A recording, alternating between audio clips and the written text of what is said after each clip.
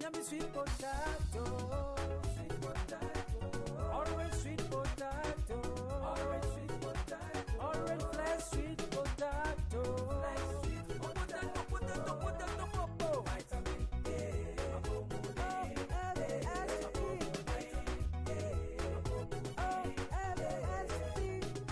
easy way, easy way, easy way, easy way, easy way, easy potato, easy way, easy way, easy way, easy way, easy way, easy potato.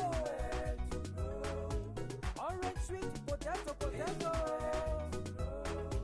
Flesh sweet potato, potato. Easy way, easy way. Vitamin A. Food security powerhouse, yeah. Vitamin A.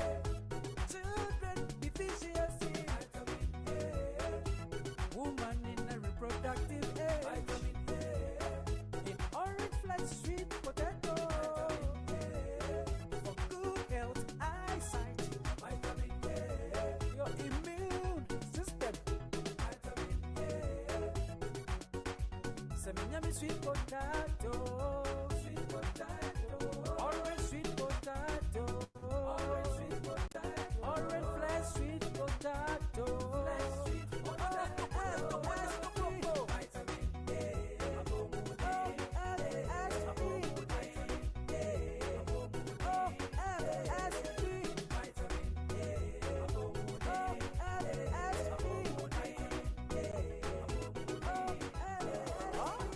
Have you heard of OSP? Some yummy sweet potato, sweet potato, orange sweet potato, orange sweet potato, orange flesh sweet potato, flesh sweet potato, potato, potato, popo. Vitamin A.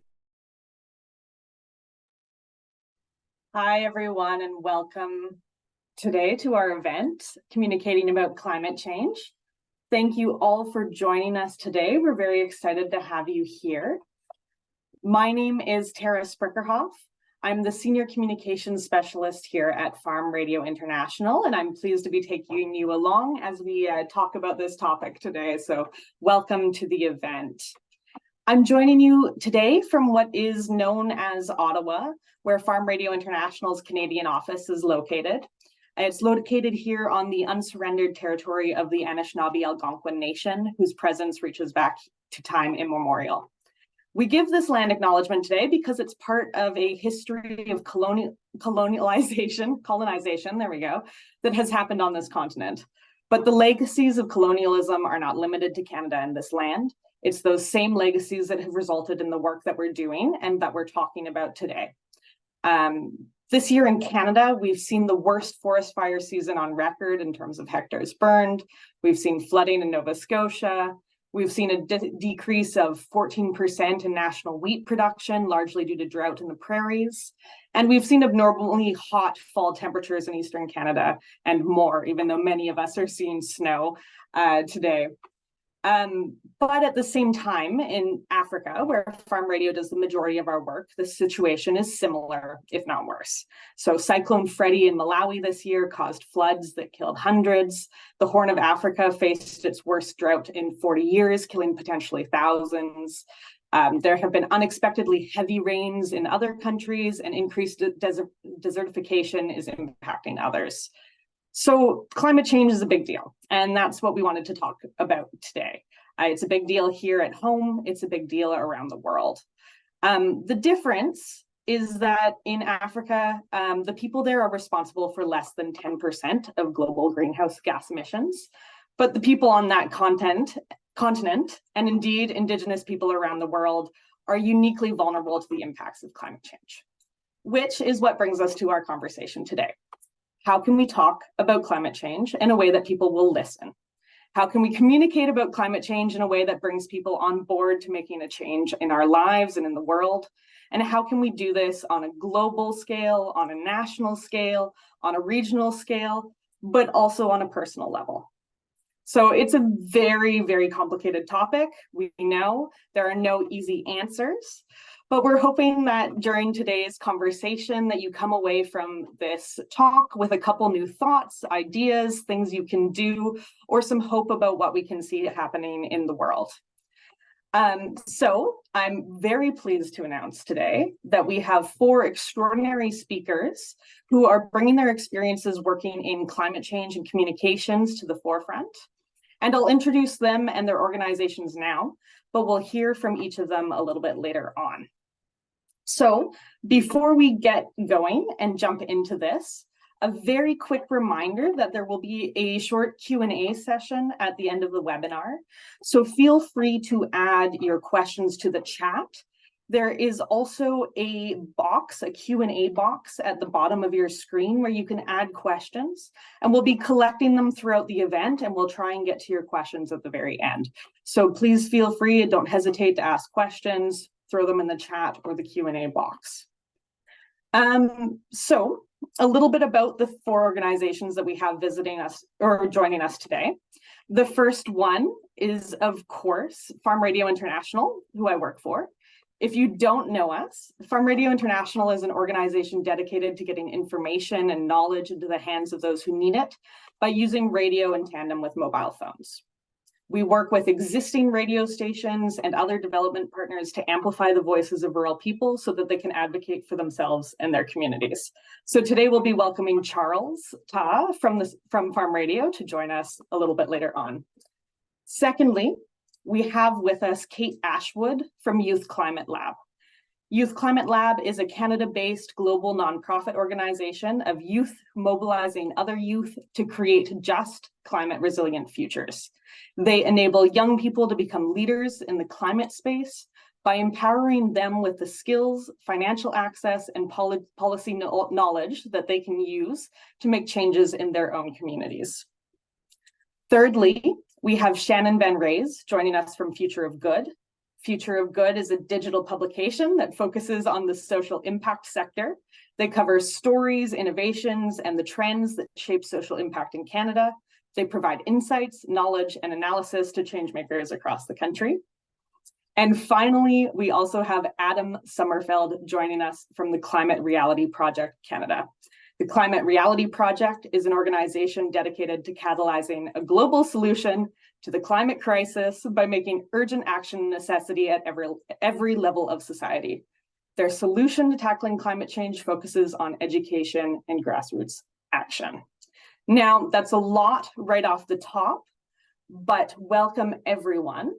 And let's start by asking questions and bringing people into the conversation. So I'd like to start by welcoming Charles to the conversation. Charles Ta is a project delivery lead for Farm Radio International, and he currently heads our On Air for Gender Inclusive Nature-Based Solutions project. So welcome, Charles. Thank you so much, Tara. So a quick reminder again, we'll be taking questions at the end of the conversation. So feel free to drop them in the chat or in the Q&A box, and we'll try our best to get to them. So if you have questions for Charles, let us know. And I should note before we start this conversation that you might hear us say NBS project or Nature-Based Solutions project as an acronym. So NBS and NBS stands for Nature-Based Solutions, specifically for climate change adaptation. So these are adaptive actions that work in partnership with nature to manage and restore ecosystems, while also benefiting the people that live in and next to those same ecosystems. So Charles, as now that I've given that definition, all of those things, can you tell me a little bit about the work that Farm Radio is doing with nature-based solutions and to communicate about climate change in sub-Saharan Africa? Thank you so much, Tara, for that question. And yeah, I think the best way to talk about this is in the context of the project that we are currently implementing. I guess Farm Radio is doing way beyond this project, but I will use this project just to illustrate that. We are implementing what you have just mentioned, the On Air for Gender Inclusive Nature-Based Solution project, which is actually an initiative that is funded by Global Affairs Canada, appreciative to that. And it's an initiative implemented in 6 countries in Sub-Saharan Africa, 6 focus countries, but also including 14 other countries, a total about 20 countries then. And the project is seeking to address 2 of the most defining environmental crises of our days, of course, which you might know, that of climate change and biodiversity loss. Using, of course, we are radio organizations, we use radio to tackle these issues. And we have what we call high impact radio programs, which are powerful radio formats that we have crafted, to address different needs of around the question around climate change. These high impact radio programs include actually 3 key program formats, what we call the on-air dialogues, because we realize how important we need to listen to communities about their challenges, their experiences, their stories, so that we can learn from them and work with them in a way that really responds to their needs. So we use what we call on-air dialogues. And in addition to on-air dialogues, we also use radio documentaries, interactive radio documentaries, the power of storytelling. What are communities doing? We have learned that African communities are doing great work in terms of adapting to climate change, but many other communities are still struggling. What can we learn from communities that are adapting to climate change, and how can we share their stories with peer communities? So we are using documentaries to do that. And thirdly, we have what we call participatory radio campaigns, which is really about once communities are really inspired by others to do something, they can't just do it automatically. They need some support accompaniment through that process of implementing certain actions that will help them to be more resilient or adaptable to climate change. So this project is using these 3 formats, to achieve these different purposes. And there is also one important thing about this project, because we know that nature-based solutions have emerged as an important way to address adaptation. And we are going to generate a lot of great ideas from implementing this project in these 6 focus countries and scale out these ideas across Sub-Saharan Africa. We have a network of 3,500 broadcasters in about 38 countries. And we are hoping that we will craft great ideas that come from this high impact radio series into scripts and support more stations across Sub-Saharan Africa really on this idea of nature-based solutions and how these solutions can really help them to adapt more effectively to the climate risks that they are facing. And of course, we are also consulting communities in order to inform policies. We know that policies are very important, and there is a policy gap between what community who has knowledge and experiences and those that are implementing these policies. So in this project, we are trying to bridge a gap between, rural community experiences and realities and what policies should consider in terms of supporting them with the policy frameworks that they need to become more adaptable to climate change. So this project is, as I mentioned, is in 6 countries, and it is achieving these 3 goals to help communities to take actions that will help them to become more resilient, to adapt more to climate change, to help in the area of policy, where policy need to respond to the realities on the ground. And of course, there is a third aspect, which is to inform the Canadian and the global audience about this whole idea of nature-based solution, what farm radio is doing on the ground, and how we can mobilize the global audience to support the work that the Canada government is supporting us to do. Thank you. Thanks, Charles. So one of the things that I mentioned earlier was that the communities that we're working in are largely not necessarily responsible for climate change, but that they experience a disproportionate amount of the effects of climate change. So how does that change how and what we're communicating? Yeah, I think it brings to question this whole concept of climate justice, and you are very right there. I think it has shaped and the way we work and the kind of audience we target and how we what. The first thing that I would mention here is that I did mention about the on-air dialogues. It will be important to bring the challenges, the climate risks that communities are facing at the global level, so that people are able to appreciate the extent to which climate change is an issue. I think what FRI is not only it's a responsibility for an organization like FRI to be able to bring these experiences, these realities of rural communities in sub-Saharan Africa to the fore, where it would have otherwise not been known by the international community, by the audience who are listening to us now. So this is very important. And this is part of what we call our own contribution to the advocacy around climate justice, by bringing the voices, the crisis, and how it's impacting communities in sub-Saharan Africa. But it is not only about that. The crisis is there. Climate change is a reality for these communities. In addition to the advocacy that we are doing in terms of bringing all of these experiences, we have to continue doing what we are doing. Communities need to adapt to climate change. I already mentioned that. While we are doing advocacy, we need to continue to support communities by delivering programming that helps them to adapt. I did mention the documentaries that we are doing, the participatory radio campaign. I think we should continue doing that, and we are committed to continue doing that as an organization. And thirdly, I think it's important to mention that climate change would not be achieved by one stakeholder alone. It requires the inputs of multiple stakeholders at different levels, right from grassroots level, the governments, the international community, decision-making at different level. And what radio does, or communication does, is its ability to bring different stakeholders to discuss these issues. So Farm Radio, through webinars and other means, events that we organize, we're able to bring these issues and mobilize the different stakeholders that need to play important roles in seeing that we together address climate change, because one stakeholder alone cannot do it. Great. So obviously part of communication is listening. So what has Farm Radio learned so far from this project by listening to people? Yeah, I think that's a very important question. I already did mention about how we consult with communities. It's very critical for us to consult with communities. And what we're hearing from communities is what? We are used to hearing about conventional effects of climate change, floods, wildfires, soil infertility, heat waves, strong winds, and all of that.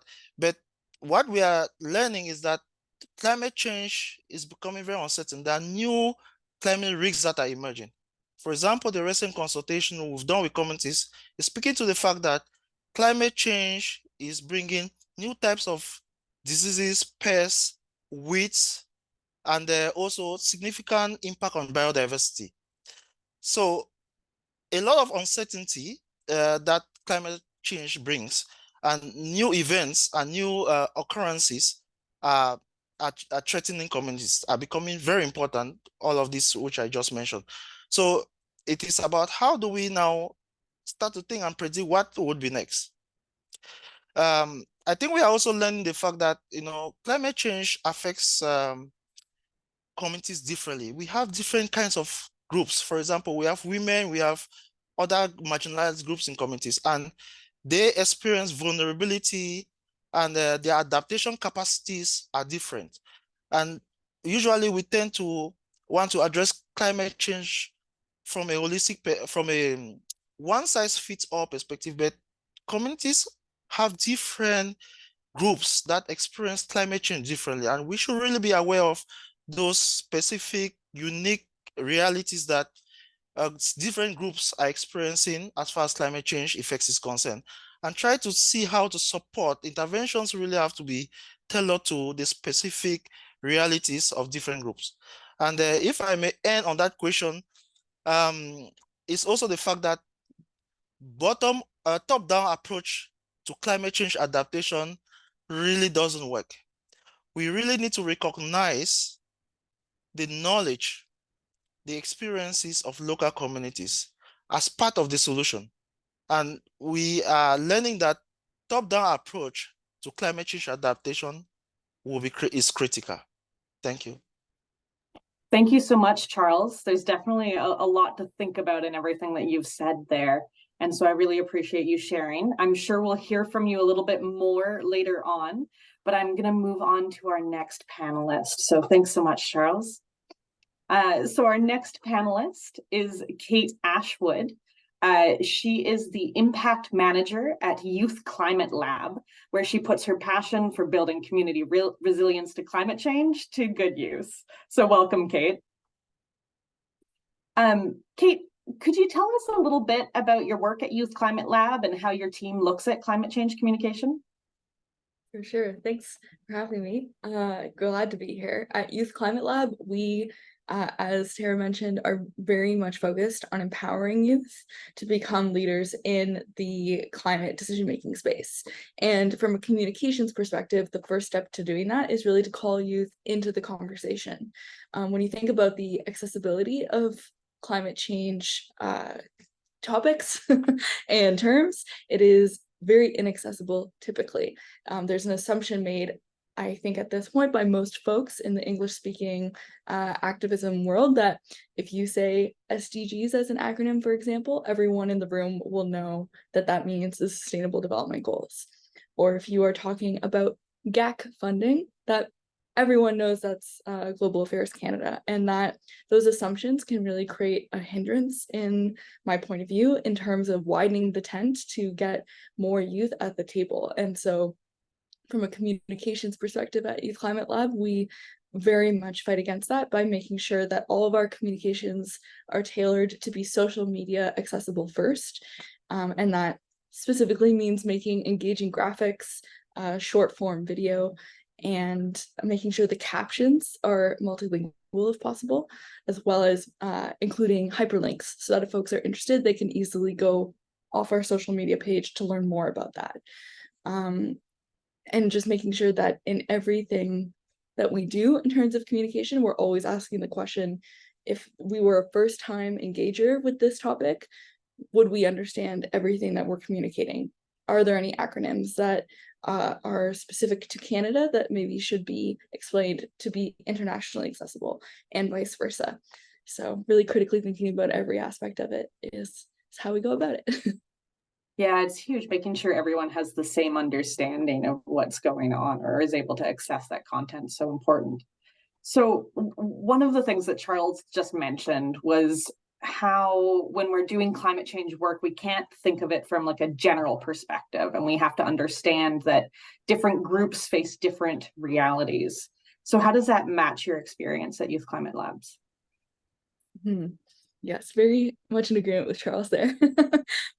We go about it from both a programming perspective and a communications perspective in two large tents, I suppose you could say, geographically, and then with the identity of the folks that we're hoping to participate in our programming and in our offerings. So geographically, if you consider just Canada as a starting point, each province and territory will have a different starting point of engagement and political context with which their culture is ready to engage with the climate change movement and discussion. And then funneling down to the local level, if we take the province of Ontario, for example, Canada's capital of Ottawa will have different community engagement compared to a more rural community like in Northern Ontario. I know Thunder Bay isn't technically rural, but they're a more northern Ontario province city. So that context requires for different engagement. And then again, from an international level, I am very much aware that I'm personally in a tiny province in Canada by the ocean, and my engagement is going to be different to the folks joining us from Rwanda and Liberia. And I'm sure that within their countries, the engagement is also different comparative to folks living in different cities and at different economic and engagement levels. So as difficult as it can be to tailor anything to be accessible to everyone on this wide platform, I think it is our responsibility as leaders in these conversations to do our best effort and consider how, again, that accessibility broken record that I mentioned before, but as in addition, how can we offer multilingual accessibility? How can we, if folks require sign language interpretation. How can we engage that? How can we ask for participants what feels like a good ask in terms of engagement for them to prepare for conversations by doing activities, by doing research, so that we can really have fully fledged conversations.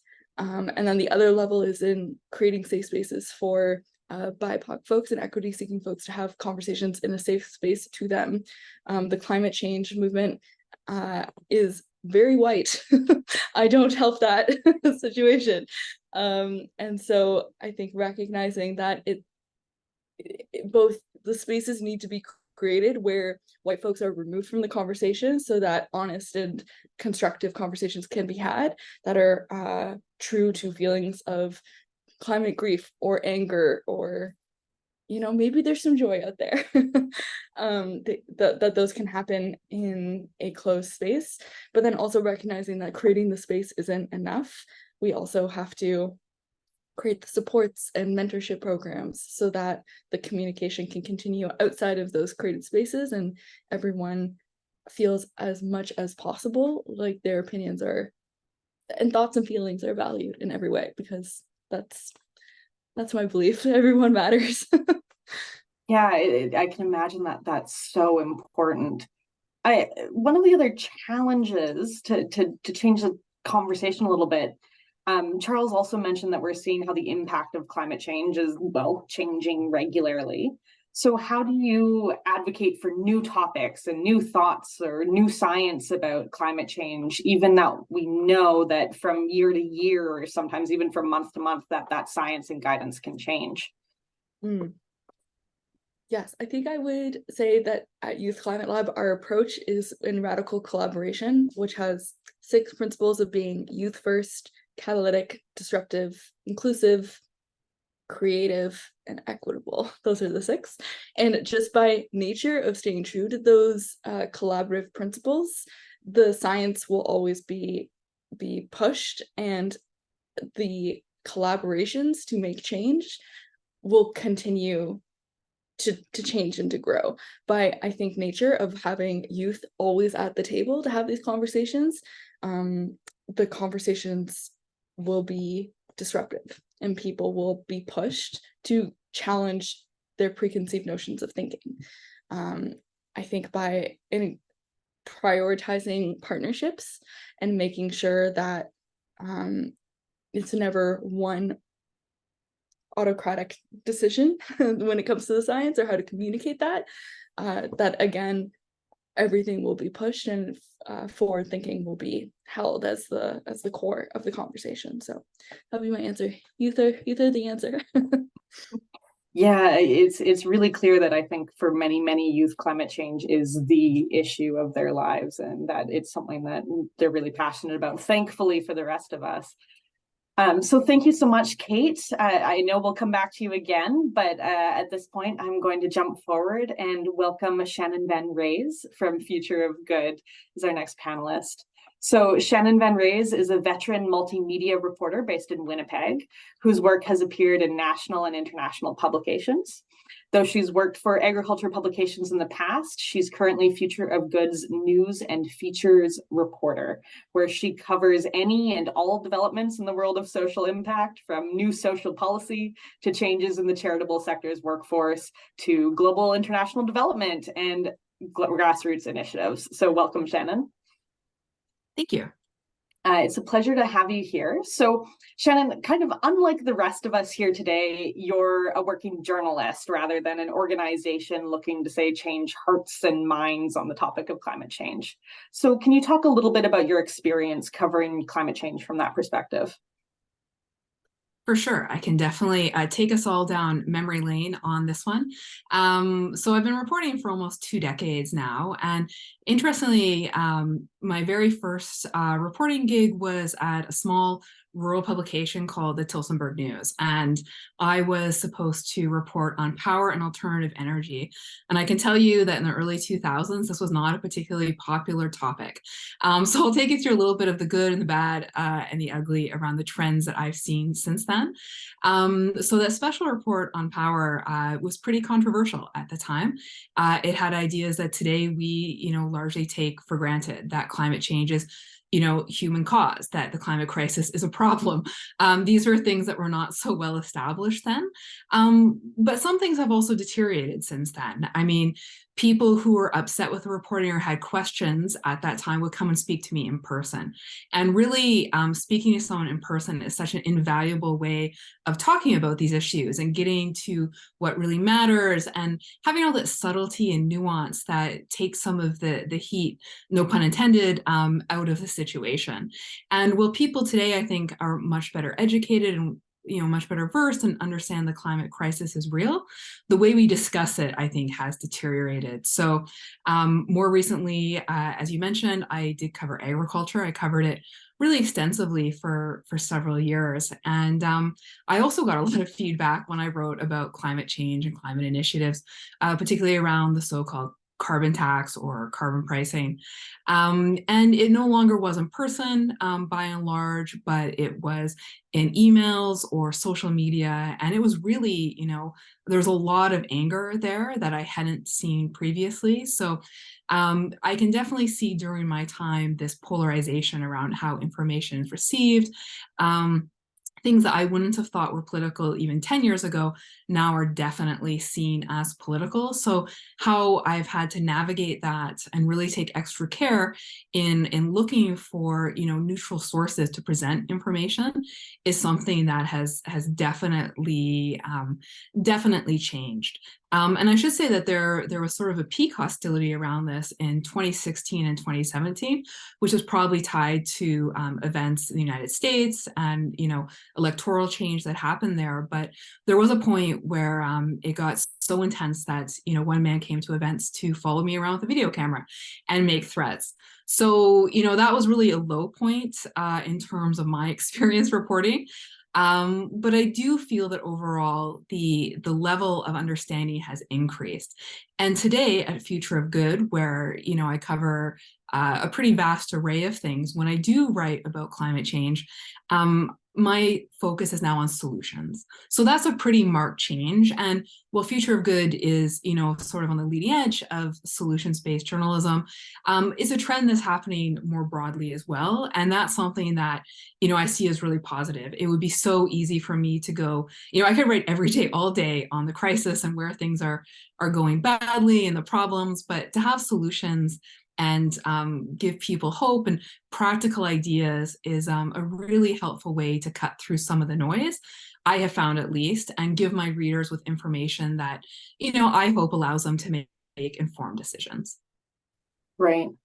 I can imagine that's been challenging throughout the years. Like from radio, we work quite often with broadcasters and journalists because they're trusted information sources. But we've seen quite a turn on the media of late in that sort of way. And climate change, as you've mentioned, can be a controversial topic. So how do you, as a journalist, maintain credibility and engagement while you're working on stories on this topic? That's an excellent question. And I think I'll start by answering that with saying, journalists tend to overestimate how much people care about journalism, and also how much people understand about journalism, particularly when it comes to where we get story ideas, how we get information, and also freedom of the press and limitations around access to information. Journalism is often a black box, and I think working to change that is really important to building trust, building credibility, and also keeping people engaged. So for me, maintaining reader trust is about being transparent about how information is sourced, why it was sourced, why some information might not be available. If you stay opaque, you're going to get questions. You're going to get suspicions. You're going to get speculation, and all those things that breed, a lack of trust. Over the years, I can tell you, I've gotten far more questions about what's not included in a story than what is. Not including, one element of something could lead to rambling conspiracy theories and manifestos in a way that I still find shocking to this day. So what I try to do to combat that is to really tell the story of the story, not by shifting the focus on me, but including the narrative of how information was obtained. So one example of this, which doesn't directly relate to climate change, but is, tangential. Years ago, I was reporting on antimicrobial resistance, rather. And it was very hard to get information on antimicrobial resistance in Canada, and it remains hard to get information on this. So I wrote an entire story detailing efforts to get information on why it didn't exist. And it answered so many questions for people. It really paved the way for me to continue reporting on it really effectively, where my regular readers already had that understanding now of why certain information wasn't there. Another way of creating engagement is to create shared missions around better information with the communities that your readers belong to. And that doesn't mean having shared goals or being an advocate, but understanding that the one interest that journalism has, that these groups also have, is good information. And that's a good common ground to start from. It gives people a sense of community, but it still allows for difficult questions to be asked. And I guess building on that, trust also means looking to sources that represent the community, that are diverse, that are relevant to the topic. And at Future of Good, we really do strive to have people that, culturally, racially, whether it be gender or regionally in Canada, we're a huge country, so we want people from every region if we can, so that people have an understanding that this reflects them, that they can see how this affects them, and that people like them are also being affected. And also in that vein, it means critically evaluating when to report, and I mean this both metaphorically and literally, from inside or outside of a community. And that includes, adding that rationale behind your decisions in your reportage. For example, it might make sense, given the asymmetry of Canada's colonial legacy, to report on some issues in collaboration with Indigenous communities. But a journalist wouldn't want to give the same latitude or consideration, say, to Coastal Gas, which is a gas company, obviously in Canada. That would be giving them something that doesn't contribute to fighting that asymmetry. So is nuanced and complex, but complexity is what gives, I think, a journalist's work legitimacy. And keeping in that vein, also willing to engage with supporters and detractors. Within reason, of course. When someone's following you around shouting, then you should probably contact security or police. But for people that, in good faith ask questions, even on social media, I find, even a few lines, thanks for reaching out, I don't have time to get to this right now, can really go a long way in bringing that person back to read future information and ask future questions. Future of Good is a small organization, so we don't have public editors or ombuds people, but that's another way I think journalists, can really work, and more so institutionally, to build that trust. And I guess just thinking here, finally, I try to remember, and I'm going to quote an American professor here whose name I unfortunately forget, but I'm going to try and remember, and I think this is a way of building trust, that at the end of the day, as a journalist, my job isn't to go out and get two, people's different opinions on whether or not it's raining. My job is to go outside and see if it's raining. So I try to keep that in mind. Lovely. Thank you so much for that comprehensive answer. It really struck me in many ways, when there's a dearth of information, people fill it with something, and you want it to be filled with good information, but that information has to exist in order for them to fill it with that. So it's a really important lesson.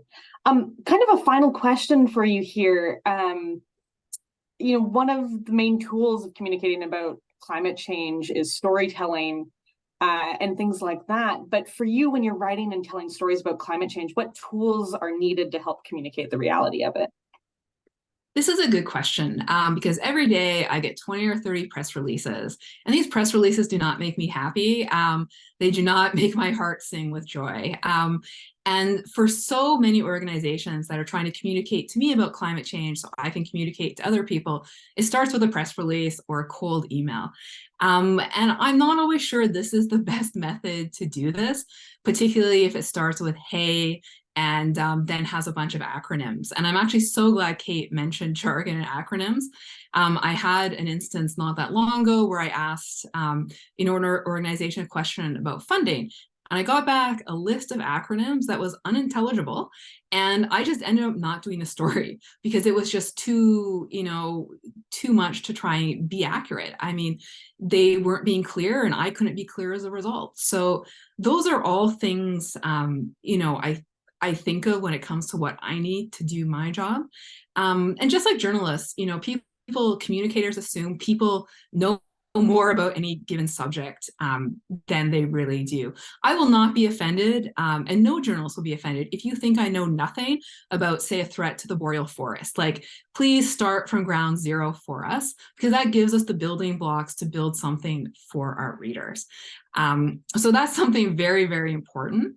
The other thing I wanted to touch on, and this is something that's a perennial issue, and a lot of my work is around photography, so it speaks to me and my passions particularly, but when we get, and by we I mean journalists, get these press releases, there is very, very little consideration given to photography. But if you look at a newspaper or online publication or a magazine, photos are what lead these stories. So if I get something, say it's a project going on in Rwanda and it sounds great and there's a Canadian connection and there's not a single piece of art and I cannot access anyone for a photo and there's no stock photos, that's going to make it very challenging to pull that story together in a comprehensive way. And my readers, if they see a stock photo, they usually keep scrolling. It's like watching paint dry. People do not want that. So I think that for climate organizations that are sending out press releases really need to think about art.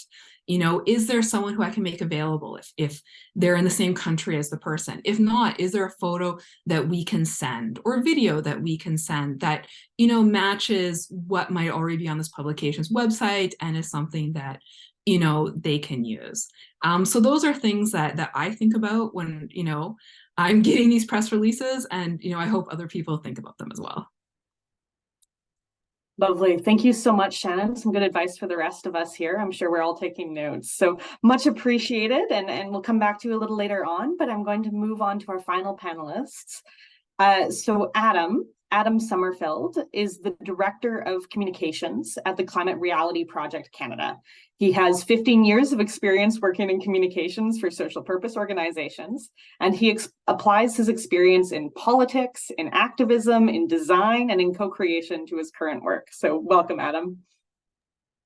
Hi, happy to be here.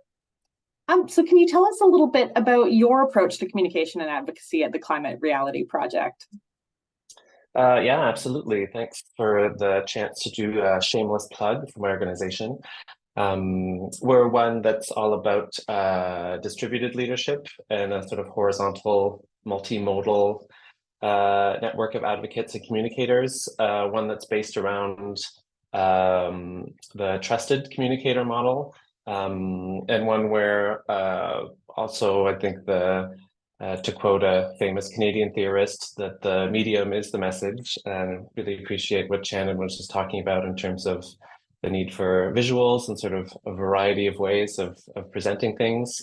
But it kind of, a lot comes down to, for us, is a kind of teach a person to fish sort of model, according to that sort of adage that I think remains relevant for us. And we believe that, political decisions of our leaders and governments are only as apt and relevant as our democratic culture is robust and participatory. So we are a learning organization, one that fosters civic participation and citizen-led advocacy, mostly in the sort of municipal and regional levels, and that focuses also on the sort of different facets and aspects, and tries to find different ways to broach the climate topic, as climate is also something that's kind of abstract and opaque for a lot of people. Concretely, that means creating learning and network opportunities, encouraging and supporting local advocacy through webinars like this, or trainings, calls, facilitation and guidance, publishing different guidebooks and other tools. I guess to give a bit more of a concrete example, one of our major projects every year is called the National Climate League, which is a citizen-led data collection project around indicators related to municipal level climate action. So people in their own cities do research and data collection on all sorts of things. And then we put it together in a report of standings that comes out every year. This is meant to be an advocacy tool that can then also be reappropriated by our network of community climate hubs across the country that work in a kind of autonomous way as well. And it's an example of trying to build legitimacy, confidence, and capacity in local groups so that, I don't know, if you're going to meet with your city councillor, for example, I mean, I like a good prop, so I brought a copy along. You'd be like, look, you know, this other city, for example, in this report is doing similar things on climate. They're about the same size as our city. There's a similar context. Why can't we be doing something like this? I think a lot of people are concerned about climate and want to talk about it, but you know, finding these sort of supports, whether it is a prop or sort of report or something to kind of shore up their own sense of legitimacy and grasp sort of basic concepts around climate science and what a sustainable future can look like. Those are the kind of things that we're trying to do and distribute that across our network. Great, thank you. You've mentioned advocacy a whole bunch there. So advocacy is obviously a really important tool in the fight to adapt or to mitigate climate change. So, for example, Charles mentioned the ways that we're working in advocacy. Other people often, when we think of advocacy, think of work like the old work that Greenpeace would do, or the more recent climate activists throwing soup at paintings, that sort of thing. But what are other ways that individuals can really approach advocacy in their own communities? Yeah, absolutely. I mean, that's an excellent question. I think it's one that in the sort of environmental or climate movement that we maybe need to take a little bit more time to reflect on. I think more sort of disruptive or sensationalist actions like you know, gluing yourself to something or disrupting traffic or throwing soup on a painting can start a conversation. It can also be a way for people to deal with their own anxieties and fears and urgency. But I think it's important to recognize that mobilization, activism, and protest can take a lot of different forms. It could mean creating art, or it could mean using art as a way to comment on things. And it's important, I think, for any group or organization to know their audience and sort of know the ways in which to talk about climate in a way that will resonate with them, to even consider actually creating communication in collaboration with, you know, to almost flatten the idea of having a communicator and an audience, and that people are all communicators sort of together, and that it's a conversation and a collaborative process that can teach you a lot about you know, if you want to meet people where they are, you have to understand where that place is that they are. So which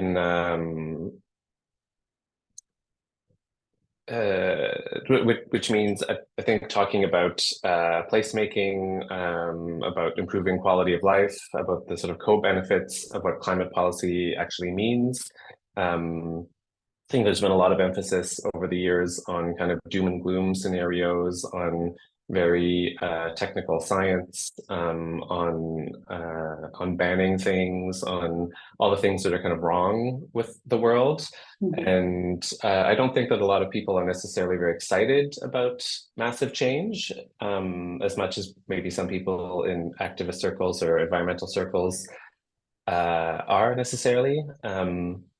And that's why it's so important, I think, to make sure that people have the capacity within their own spheres of influence, within their own communities, whether it's professional or cultural or faith-based, or however you define that sense of a sort of community that someone belongs to, and people belong to many at the same time, obviously.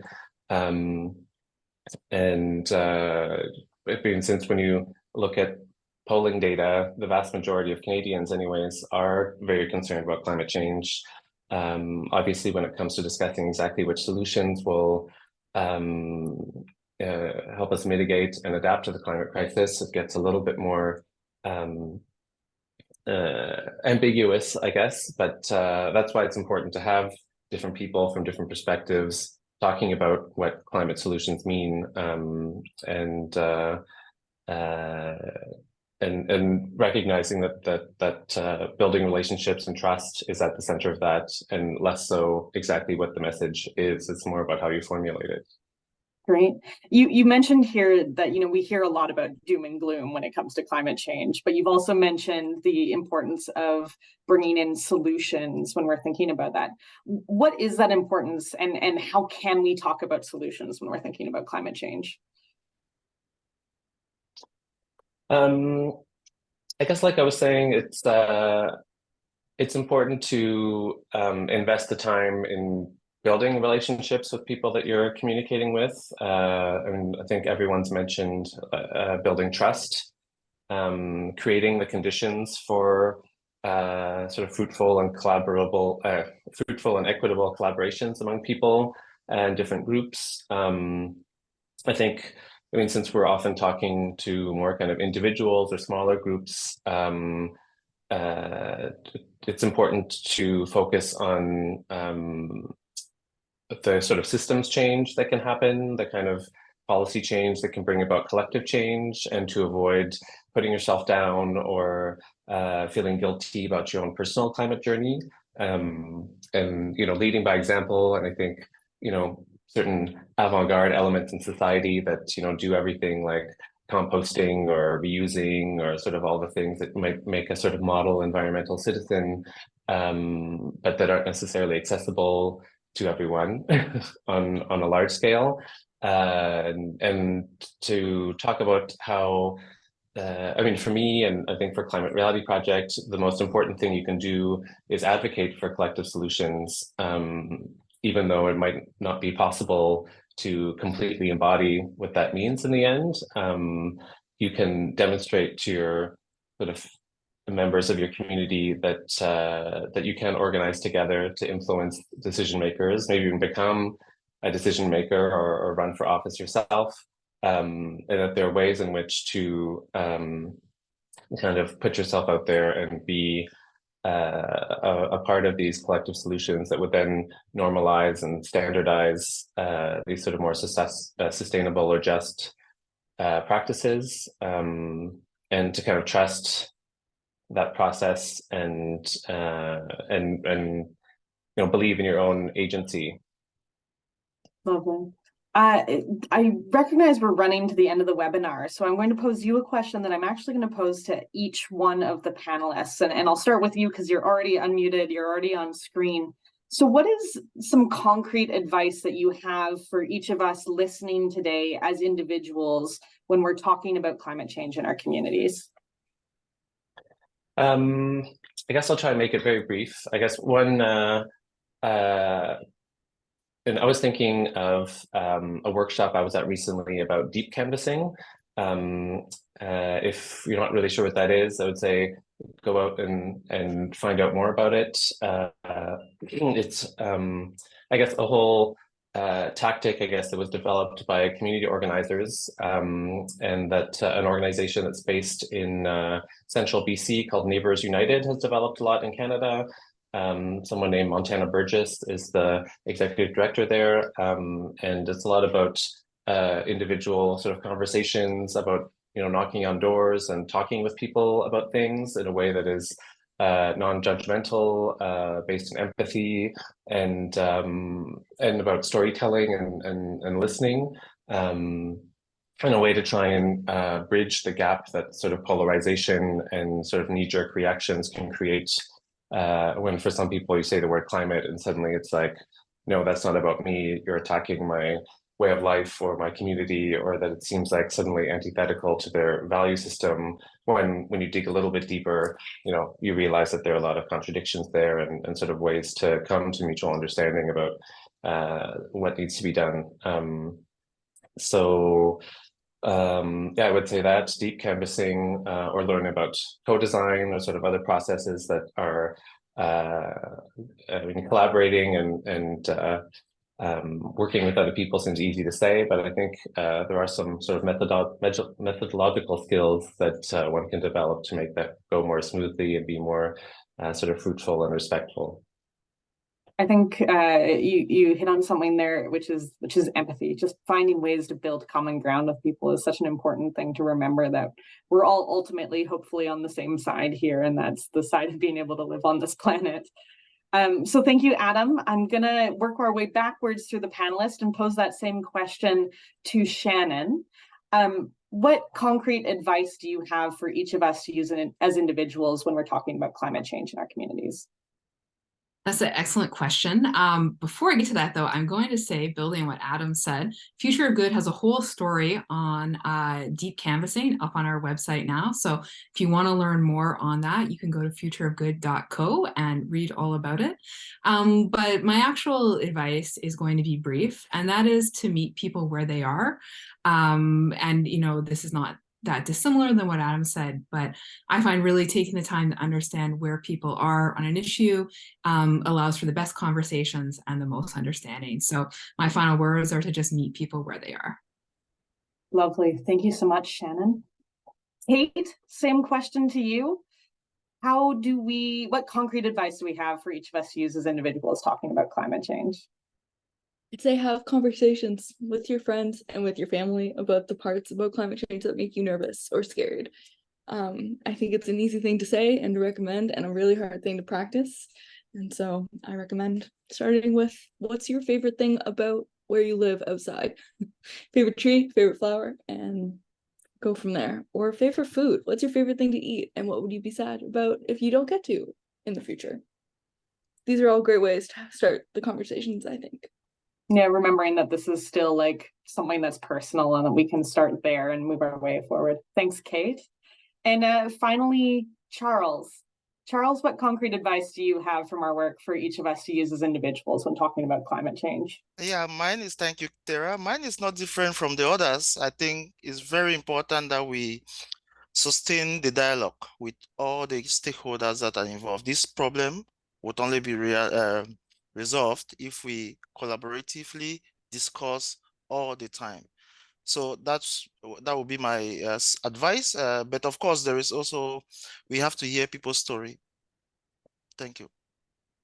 Thanks, Charles.